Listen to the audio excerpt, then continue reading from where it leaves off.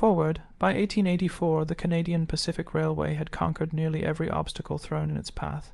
It had tamed the granite of the Shield, spanned the muskeg swamps, and sliced across the vast empty prairies. Only one great barrier remained, the Rocky Mountains, and in the heart of the Rockies lay a problem that seemed insurmountable. The Kicking Horse Pass. The original plan called for a 2.5-mile tunnel, a marvel of engineering that would have gently guided the railway through the mountain's heart. But the railway was bleeding money, and its general manager, William Van Horn, was out of time. He made a ruthless calculation. The tunnel would take years. A temporary solution, no matter how dangerous, was needed to finish the line and start generating revenue. His solution was a terrifying 8-mile stretch of track that would come to be known as the Big Hill. With a gradient of 4.5%, it was the steepest railway grade in North America, more than 4 times the maximum for any other main line. It was not a railway, it was a roller coaster built of steel and hubris. To descend the Big Hill, a train's speed had to be controlled not by the engineer in the locomotive, but by a small, nimble crew of men known as brakemen, who would run along the tops of the moving boxcars, frantically turning the cast, iron handbrakes to keep the train from hurtling to its doom. Primitive brake technology, savage weather, and the unforgiving laws of physics turned the Big Hill into a death trap. Runaways were not an exception, they were a daily occurrence. The pass echoed with the shriek of grinding wheels and the thunder of spectacular, fiery crashes. The life expectancy of a brakeman was measured in months, their courage as essential to the railway's operation as coal and water. This is not a story about the construction of the railway, but about the brutal, terrifying reality of its first years of operation. It is the story of the men who waged a daily war against gravity, of the families who lived in the shadow of the mountain, and of a temporary solution that left a permanent scar on the land and in the memory of all who worked, the Devil's Staircase. Chapter 1. The Law of the Hill. The mountain had a voice, and it was the voice of screaming steel. It was the first thing Cal Rourke learned when he arrived in the Kicking Horse Pass. It was a constant, high-pitched shriek that echoed off the canyon walls, the sound of iron wheels fighting a losing battle against iron rails. It was the sound of gravity winning. From his vantage point at the first safety switch, halfway down the terrifying absurdity known as the Big Hill, Cal could see the whole, mad enterprise laid out before him. The track descended from the upper valley in a series of treacherous, winding curves, a scar of raw earth and blasted rock against the majestic, indifferent face of the Rockies. It was a railway built on a lie, a temporary solution that everyone knew was a permanent death trap. His job was one of simple, brutal, and absolute responsibility. He was a switchman. His small, isolated shack was perched beside a spur line, a short, dead end track that veered off the main line and pointed straight up the mountainside. This was the safety switch, or as the men called it, the run-off. If a train coming down the pass lost its brakes and became a runaway, it was Cal's job to throw the switch, diverting the doomed train onto the spur line. There, gravity, which had been the enemy, would become a reluctant ally, slowing the train as it climbed the steep incline until it came to a halt, or, more often, until it lost momentum and slid backward into a reinforced gravel pit. It was a job that required vigilance, a cool head, and the ability to make a life or death decision in a matter of seconds. Cal was good at it. He was a quiet, methodical man from Nova Scotia, his temperament as steady and reliable as the granite mountains around him. He had come west seeking, not adventure, but peace, a quiet corner of the world where he could outrun the ghosts of a life he had left behind. He had found instead a job that placed him at the very heart of the railway's daily battle with physics. A whistle blew from up the line, a series of short, sharp blasts. The signal. A train was approaching the summit. Cal stepped out of his shack, his hand resting on the heavy iron lever of the switch. He looked up the pass, his eyes tracing the path the train would take. He saw the plume of smoke first, a dark stain against the brilliant blue of the mountain sky. Then he saw the train itself, a tiny, segmented worm crawling over the lip of the valley. He knew the routine by heart. Before descending, the engineer would bring the train to a complete stop. The brakeman, the nimble, fearless acrobats of the railway, would climb to the roofs of the cars. There were 4 of them on this train, 1 for every 2 cars. Their job was to manually tighten the handbrakes, to create enough friction to keep the train's speed below the terrifying threshold of 10 miles per hour. They were the only thing standing between a controlled descent and a catastrophic 200-ton avalanche of wood and steel. Cal watched as the train began its descent. He could hear it now, the familiar, terrifying scream of the wheels. It was a sound that told you everything you needed to know. A low, grinding groan was good. It meant the brakes were holding, that the brakemen were winning their fight. A high, frantic shriek meant the wheels were spinning too fast, that the train was gaining momentum, that gravity was pulling it into a fatal embrace. Today, the sound was a steady, controlled groan. Cal relaxed slightly. He could see the figures of the brakemen moving along the rooftops, silhouetted against the sky. They moved with a dancer's grace, leaping from car to car, their bodies balanced against the lurching motion of the train. They would run to a brake wheel, tighten it with a heavy iron key, and then run to the next, a constant, frantic ballet performed 100 feet above a rocky gorge. As the train drew closer, he recognized the lead brakeman. His name was Finn, a young, wiry kid from Newfoundland with a reckless grin and a reputation for being the best on the hill. He moved with a cocky, fearless energy, his body seemingly immune to the terror of his profession. He saw Cal standing by the switch, and he raised a hand in a brief, confident salute. Cal nodded in return. The train was under control. It would pass his switch and continue its slow, grinding journey to the bottom of the pass. He kept his hand on the lever, a precaution he never neglected, but his mind was already on the next train, the next battle, and then it happened. A sound like a pistol shot echoed through the pass. A brake chain on the 3rd car had snapped. The sudden release of tension sent a shudder through the entire train. The groan of the wheels instantly rose in pitch, becoming a frantic, high-pitched scream. The train lurched, its speed doubling in a matter of seconds. A runaway. Cal's world narrowed to the train, the track, and the lever. The law of the hill was simple. If a train was out of control, you threw the switch. You sacrificed the train to save the men and the track at the bottom. There was no room for hesitation, no time for doubt. He gripped the heavy iron lever and prepared to throw his weight against it. But as he was about to heave, he saw something that made him freeze. Finn, the lead brakeman, was not retreating. He was running toward the danger. He leaped from the 2nd car to the 3rd, the one with the broken brake, a death, defying jump across a rapidly widening gap. He was trying to get to the 4th car, to tighten its brake, to add just enough friction to slow the train, to regain control. It was an act of insane, impossible bravery. Cal was now faced with a terrible choice. If he threw the switch, he would be sending Finn and the rest of the crew to a certain, violent, but survivable end on the run, off. If he didn't, and Finn failed, the train would continue to accelerate, derailing on the sharp curve a mile below, a crash that would send the entire train and its crew plunging into the Kicking Horse River. Annihilation. He had 5 seconds to make the call. He watched Finn, a tiny, desperate figure battling a 200-ton beast. He saw him reach the 4th car, saw him wrestle with the brake wheel. The shriek of the wheels seemed to lessen, just for a second. He was doing it. He was actually doing it. Cal held his breath, his knuckles white on the lever. The locomotive was almost upon him, the roar of the engine and the scream of the wheels a physical blow. 2 seconds. 1. He had to decide. He took a gamble on a brave kid from Newfoundland. He did not throw the switch. The train thundered past his shack, a blur of motion and a hurricane of sound. Cal felt the wind of its passage try to tear him from his feet. He saw the engineer's terrified face. The fireman braced for impact. He saw Finn clinging to the brake wheel, his body rigid with the strain, and then it was gone, careening down the pass toward the curve. Cal stood, his heart hammering, listening. He waited for the inevitable, sickening sound of a crash, the sound he had heard a dozen times before, but it did not come.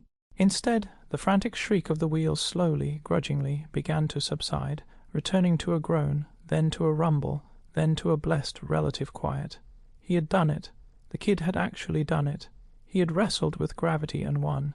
Cal finally let go of the lever, his hand trembling. He had broken the first law of the hill. He had gambled with the lives of the crew on a moment of insane heroism. He had won, but he knew with a chilling certainty that on the devil's staircase your luck only held for so long, and the mountain never forgot a debt. Chapter 2. The Widow's Ledger. The settlement at the base of the big hill was not a town.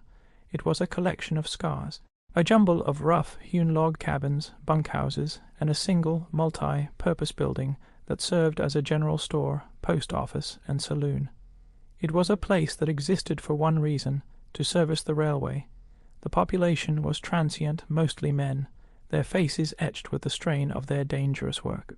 It was a place of hard drinking, desperate gambling, and the constant, gnawing awareness that every whistle from up the pass could be a death knell.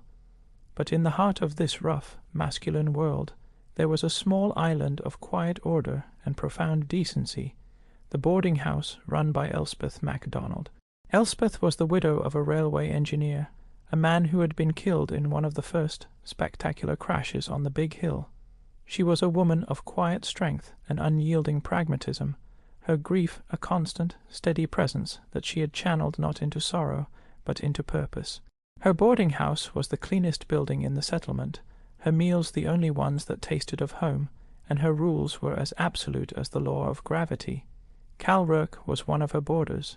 He rented a small, clean room at the back of the house, a sanctuary from the noise and chaos of the bunkhouses. He would take his evening meal in her kitchen, a communal affair where the few permanent residents of the settlement, the station master, the company doctor, and a handful of senior foremen, would gather. These meals were Elspeth's forum, a place where news was exchanged, grievances were aired, and the fragile bonds of community were forged. That evening the talk was of the near disaster on the hill. The story had already become a legend. Young Finn, they're calling him the cat now, said Mr. Abernathy, the station master, a man whose weary eyes had seen too many tragedies. To run across the top of a runaway, I've never seen the like. The boy has no fear. He has no sense, countered Dr. Evans, a man whose job consisted mostly of patching up broken men and signing death certificates. Fear is what keeps a man alive here. That boy will be in my surgery in a box before the first snow. Cal remained silent, stirring his stew. His own role in the day's events, his decision not to throw the switch, was a secret he would carry to his grave. To the others, he was just the man who had watched it happen. A lucky break. But he could feel Elspeth's eyes on him. She had a way of seeing things others missed. After the meal, as the others departed, Elspeth stopped Cal as he was heading to his room. "A word, Mr. Rourke," she said, her voice quiet but firm. She led him to her small, tidy office, a room dominated by a large, leather-bound ledger that sat on her desk. It was her account book, but everyone knew it was more than that. It was the unofficial history of the pass, a record of every man who had boarded with her, every meal served, every debt incurred. And at the back, in a separate section, was another list, a neat, sombre accounting of every man killed on the big hill. "Abernathy tells me the company is investigating the incident," she said, her hands busy polishing a pair of spectacles, the broken brake chain. "They are calling it equipment failure." "That's what it was," Cal said, his voice neutral. Elspeth looked up, her gaze piercing.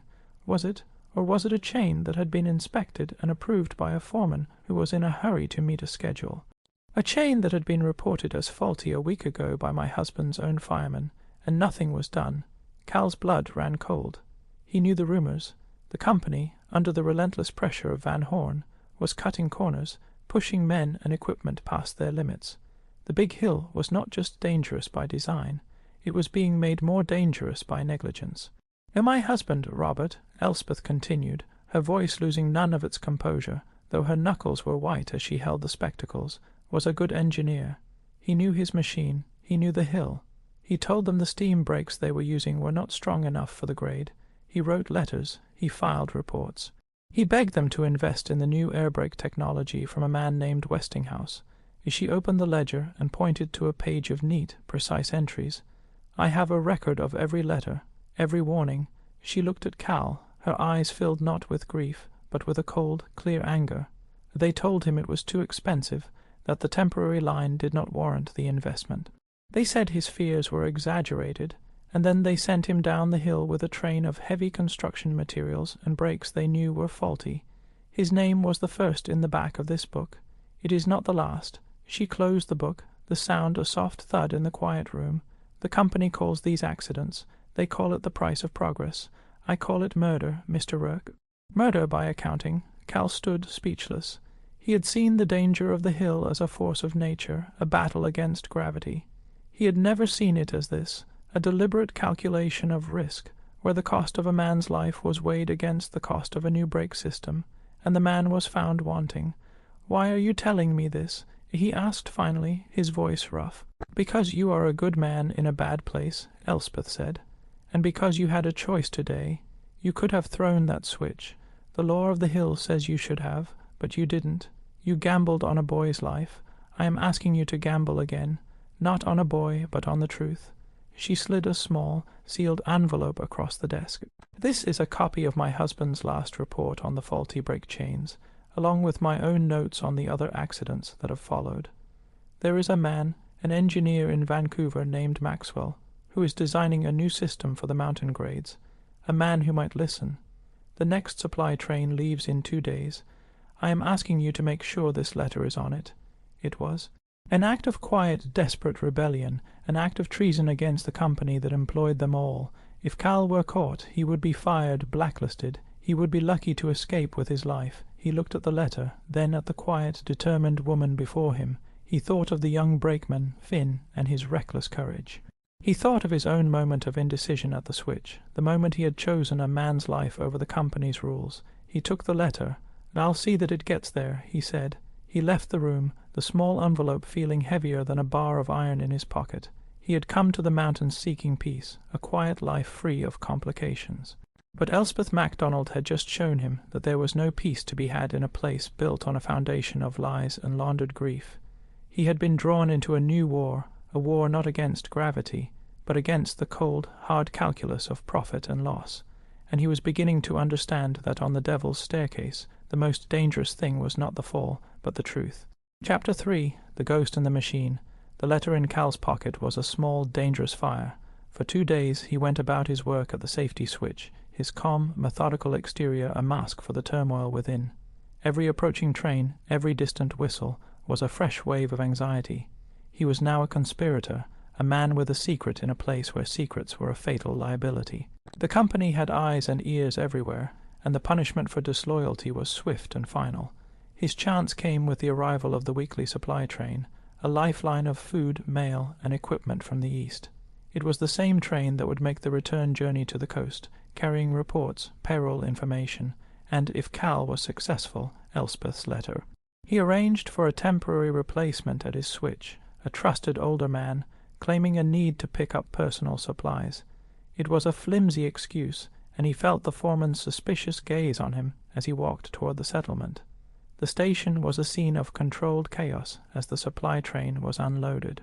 Crates of bacon and flour, barrels of nails, and, most importantly, the mailbags were being transferred to the general store. Cal's plan was simple. In the confusion, he would slip Elspeth's letter into the outgoing mailbag destined for Vancouver. It was a small act, but it felt as momentous as throwing the switch on a runaway. As he neared the mailbags, a hand fell on his shoulder. Cal's heart leaped into his throat. He turned to see Finn, the young brakeman, his face split by his trademark reckless grin. "Mr. Rourke, the man himself, I was hoping to see you. I wanted to thank you." "Thank me for what?" Cal asked, his hand instinctively covering the letter in his pocket. "For not throwing that switch," Finn said, his voice dropping. "I saw you. I saw you hesitate. You gave me a chance. No other switchman on this hill would have done that. You bet on me, sir. I won't forget it." Before Cal could respond, a burly foreman approached them, his face a mask of irritation. "Rourke, Finn, stop jawing and get to work. We've got a special passenger coming up on the return train, an engineer from head office, a Mr. Maxwell. They want the line clear and the station secure. Maxwell, the name from Elspeth's letter." Cal's mind raced. This was a complication, but it was also an opportunity, a dangerous one. Posting the letter was one thing. Handing it directly to the man himself was another. It was bolder, more certain, but it would also mean revealing himself.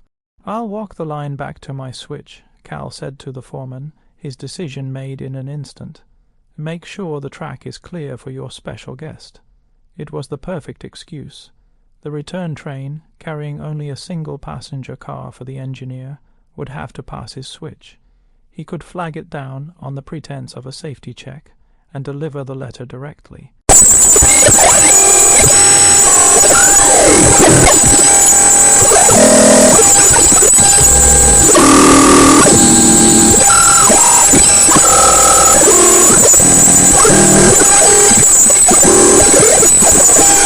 Clean one. An hour later, Cal was back at his post. He heard the whistle of the approaching train. It was a light engine moving slowly and cautiously up the grade. As it neared his switch, Cal stepped onto the track, holding up a red flag. The train hissed to a stop, the engineer leaning out of the cab, his face angry. "What in God's name is it, man?"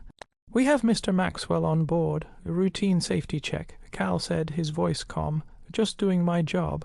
A man in a fine suit, his face pale and unaccustomed to the mountain air, stepped from the passenger car. He was young, with intelligent, intense eyes that seemed to take in everything at once. This had to be Maxwell. "Is there a problem, switchman?" Maxwell asked, his voice sharp, impatient. "No problem, sir," Cal said. He walked toward the engineer as if to give him the all clear, but his path took him directly past Maxwell. In a single, swift movement, he pressed the envelope into the engineer's hand. "A letter for you, sir, from Elspeth MacDonald." She said it was important. Maxwell's eyes widened in surprise. He knew the name. Everyone in the company knew the story of the engineer's widow. He took the letter, his expression a mixture of curiosity and apprehension. He broke the seal and began to read, his face growing grimmer with every line. He read Elspeth's meticulous account of her husband's warnings. He read her list of the dead, a somber litany of equipment failures and accidents. He read a ghost story, a story of a railway haunted by the predictable, preventable deaths of its own men. He was not just an engineer, he was a man of conscience, and he was horrified. He finished the letter and looked at Cal, his eyes blazing with a new, cold anger. He was not angry at the switchman who had stopped his train. He was angry at the company he worked for. He was angry at the callous disregard for human life that was written between the lines of Elspeth's report. "My thanks, Mr. Rourke," Maxwell said, his voice tight with emotion. "You have done a brave thing." He folded the letter and placed it carefully in his breast pocket. "And a dangerous one. Be careful. The company does not like men who ask questions." He turned to the engineer. "Proceed," he ordered. "And when we reach the summit, I want to inspect the brake assembly of every car in this yard. Personally." The train hissed away, leaving Cal alone with the echoing silence of the pass. He had done it. He had passed the torch. He had delivered the ghost in the machine to the one man who might be able to exercise it. He had taken his stand, a quiet, anonymous act of rebellion against a system that treated men as disposable. He did not know if it would make a difference. He did not know if he would be punished for it. But as he stood by his switch, the weight in his pocket was gone, replaced by a feeling he had not felt in a long time. A fragile, dangerous, and profoundly satisfying sense of hope. Chapter 4. The Price of Progress. Arthur Maxwell's arrival at the summit camp was not a quiet affair. Armed with Elspeth's letter and a cold fury, he launched a full-scale, unsanctioned investigation into the operating procedures on the big hill. He spent days crawling under railcars, inspecting brake assemblies, and poring over maintenance logs. He interviewed engineers, firemen, and brakemen, his questions sharp and relentless. He was a man on a mission, a man who saw not just a technical problem, but a moral one. What he found horrified him. He confirmed everything Elspeth had written and more. He found evidence of shoddy repairs, of faulty materials being used in critical components, of maintenance schedules being ignored in the name of keeping the trains moving.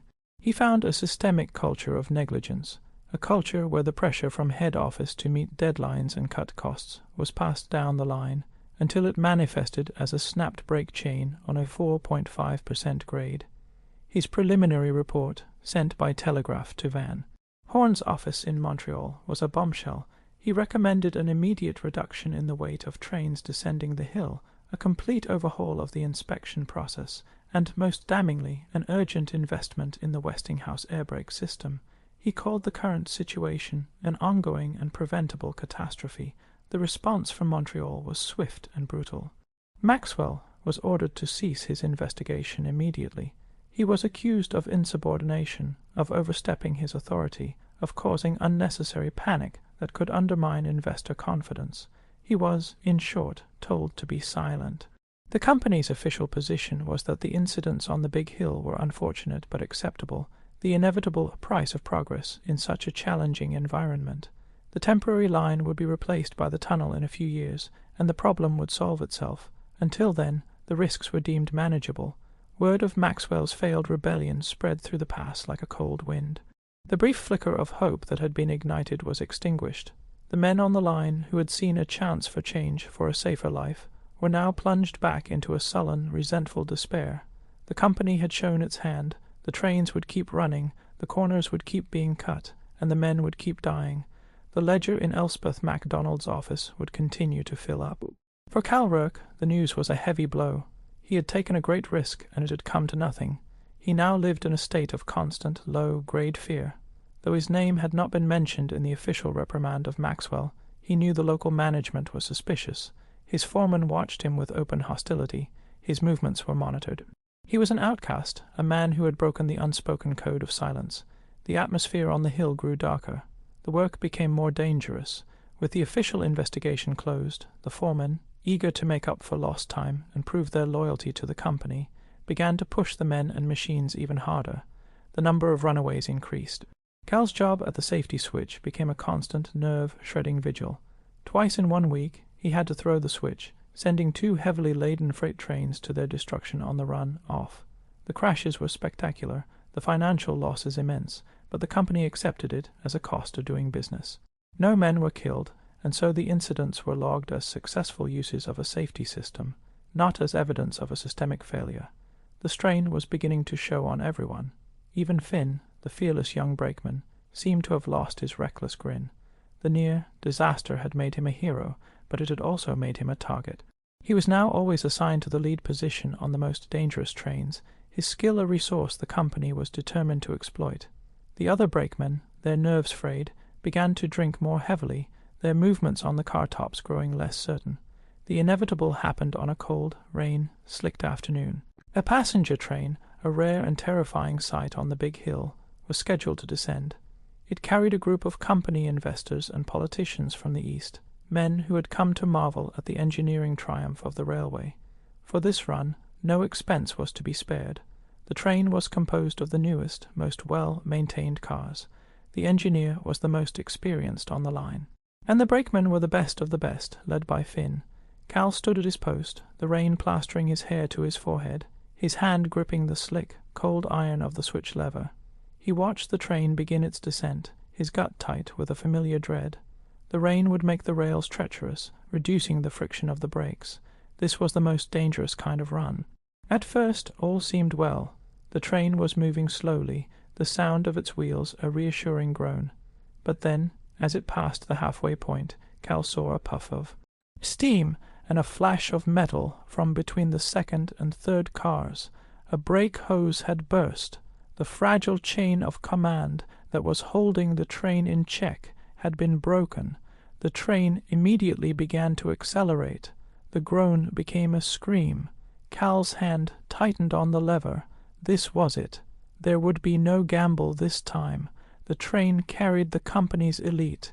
He had to throw the switch. It was his duty. He watched as the brakemen, Finn among them, scrambled to tighten the remaining handbrakes, but the train was too heavy, the rails too slick. They were fighting a battle they could not win. He saw Finn look down the line, saw him meet his gaze. There was no salute this time, only a look of grim, desperate acceptance. He was telling Cal to do it, to throw the switch. Cal's muscles tensed. He was about to heave the lever when he saw a flash of movement in the cab of the locomotive. The engineer, a veteran named Dugan, was climbing out of the cab and making his way along the running board. He was carrying a heavy iron bar. In a desperate, suicidal act of improvisation, he was going to try to jam the driving wheels to create a crude, secondary brake. It was a madman's choice, a final, futile gesture against the laws of physics. As Dugan wedged the bar into the spinning wheels, the machine seemed to tear itself apart. There was a terrible, grinding roar, a shower of sparks, and the locomotive bucked like a dying animal. The bar shattered, and Dugan was thrown from the train, his body a rag doll tumbling down the rocky embankment. But his sacrifice had not been in vain. The violent lurch had done what the brakes could not. It had broken the train's momentum. The runaway, its heart torn out, began to slow. The brakeman, given a precious few seconds, managed to regain control. The train, battered and screeching, slid past Cal's switch, its speed finally, blessedly, under control. It came to a halt 100 yards down the track. The passengers, the politicians and investors, were safe. They had been given a thrilling, terrifying story to tell back in their comfortable clubs in Montreal and Toronto, a story of the wild, untamed West, of brave railway men battling the elements. They would call it an adventure. But Cal, looking at the spot where the engineer had fallen, knew the truth. It was not an adventure. It was another entry in Elspeth MacDonald's ledger, another man sacrificed on the altar of progress, another ghost to haunt the pass, and as the rain washed the blood from the rocks, Cal knew that the fight for the soul of the railway was far from over. It had just escalated in the most tragic way imaginable. Chapter 5, The Reckoning. The death of Engineer Dugan was not just another accident. It was a martyrdom, the story of his sacrifice, of his suicidal attempt to jam the wheels of the locomotive to save his passengers, spread through the railway camps like a fire in dry grass. He was not a victim of the hill. He was a victim of the company. The men, their fear and resentment simmering for months, had found their martyr. The company, sensing the dangerous shift in the mood, tried to control the narrative. They announced that Dugan would be posthumously awarded a medal for bravery. They promised a full inquiry. They sent a representative to the settlement to offer his widow a generous pension, a payment for her silence, but it was too late. The anger was too deep. The flashpoint was Dugan's funeral. It was a simple, somber affair held in the small, muddy clearing that served as the settlement cemetery. The entire community was there, brakemen, switchmen, firemen, their faces hard and grim. Elspeth MacDonald stood with Dugan's widow, a pillar of quiet, unyielding strength. Rourke stood at the edge of the crowd, his sense of dread a cold knot in his stomach. He knew this was not just a funeral. It was a powder keg. As the simple wooden coffin was lowered into the ground, a voice, raw with grief and rage, cut. Through the silence, it was Finn, the young brakeman, his face pale and stripped of all its youthful bravado, stepped forward. "We all know who killed him," he said, his voice trembling but clear. "It wasn't the hill. It was the men in Montreal who count their profits in our blood. It was the foremen who push us to our deaths." Dugan died because the company was too cheap to give him a safe engine to drive. It was as if a dam had broken. A roar of agreement rose from the assembled men. The foreman, a burly man named Corrigan, who was the physical embodiment of the company's callous authority, pushed his way to the front. "That's enough, boy," he snarled. "You're fired. Now get out of here before I have you arrested for sedition." Finn didn't flinch. "You can't fire me, Corrigan," he said, a strange, calm certainty in his voice. "I quit, and I'm not the only one." He turned to the crowd. "Are we going to let them keep killing us? Are we going to wait until it's our turn to be in that box? Or are we going to do something? What can we do?" Someone shouted. "They hold all the cards. We can stop," Finn replied, his voice ringing with a newfound authority. "We can stop the trains, right here, right now. Not another wheel turns on this hill until they listen. No more men will die for their schedule. A wildcat strike. It was the ultimate act of defiance, an unthinkable challenge to the absolute power of the railway." For a moment there was a stunned silence. Then a single brakeman stepped forward and stood beside Finn. Then another, and another. Within a minute, a line of grim-faced men stood with him, a human blockade against the company. Corrigan, his face purple with rage, pulled a pistol from his coat. "I will have order," he roared. "The first man who tries to stop a train will be shot." Rourke, who had spent his life avoiding confrontation, knew he could no longer stand on the sidelines. He walked through the crowd until he was standing between Corrigan and the brakeman. "Put the gun away, Corrigan," he said, his voice low and steady. "It's over. You stay out of this, switchman." Corrigan spat. "This doesn't concern you. It concerns every man on this hill," Cal replied. And then, from the back of the crowd, another voice joined the chorus. It was Arthur Maxwell. The engineer, who was supposed to have left the pass weeks ago, had returned. He had defied his orders and come back to see the consequences of the company's negligence for himself. "He's right, Corrigan," Maxwell said, pushing his way to the front. He was holding a sheaf of papers.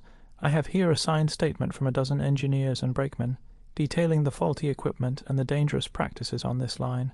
I also have a copy of a letter from the late Robert MacDonald, warning the company about these exact issues 2 years ago. And I have a telegram for a journalist in Toronto who is very interested in the real story of the Big Hill. If you fire that pistol, you will not be stopping a strike. You will be starting a war, and it is a war the company will not win." Corrigan looked from Maxwell's determined face to Cal's quiet resolve to the line of striking men. He saw that he was beaten. The authority he represented had crumbled. With a curse he lowered his pistol. The strike was on.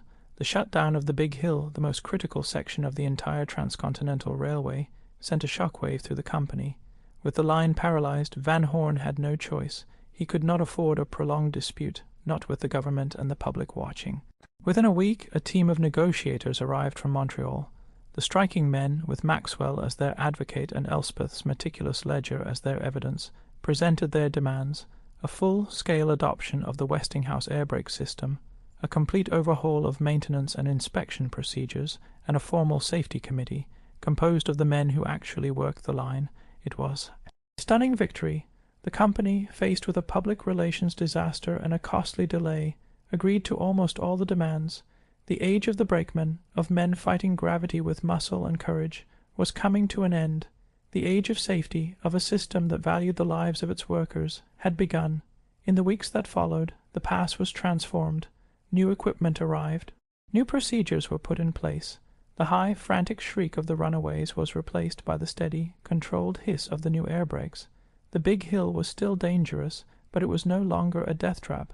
Cal Rourke remained at his post, but his job was different now. The run-off switch was rarely used. He was no longer a gatekeeper to a graveyard, but a guardian of a functioning, safer railway. He had found his peace, not in a quiet corner of the world, but in the heart of a successful struggle for justice. Elspeth MacDonald continued to run her boarding house, a quiet centre of the community, but she made one final entry in her ledger. At the end of the list of the dead, she wrote a new heading, The Reckoning, and under it she wrote the names of the men who had stood up and said, "No more."